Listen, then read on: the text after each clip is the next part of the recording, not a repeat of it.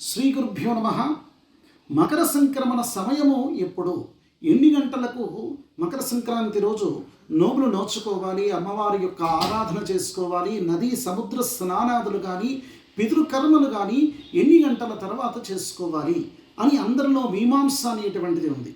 కొన్ని పంచాంగాల్లో 2:50 తర్వాత మధ్యాహ్నము 3 గంటల తర్వాత చేయాలి అనేటువంటి విషయంగా కొన్ని పంచాంగాల్లో రాశారు.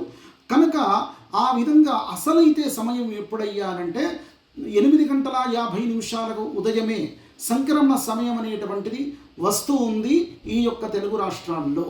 కనుకనే 9 గంటల తర్వాత ఉదయము మకర సంక్రమణ పూజలు కానీ వ్రతాలు కానీ నోములు కానీ మీరు కొందరి ఇంట్లో పాలు పొంగించడం, సూర్యభగవానునికి ఆరాధన పూజలన్నీ కూడా చేసి తర్పణాదులు చేసి ఆయనకు పాలు పొంగించి ఆ యొక్క పొంగలి కానీ పాయసం కానీ నైవేద్యం పెట్టడం కానీ ఇక అట్లాంటి ఆచారాలు అనేటువంటివి ఉన్నాయి. అవన్నీ కూడా పితృకర్మలు కూడా ఆ విధంగానే చేసుకోవాలి.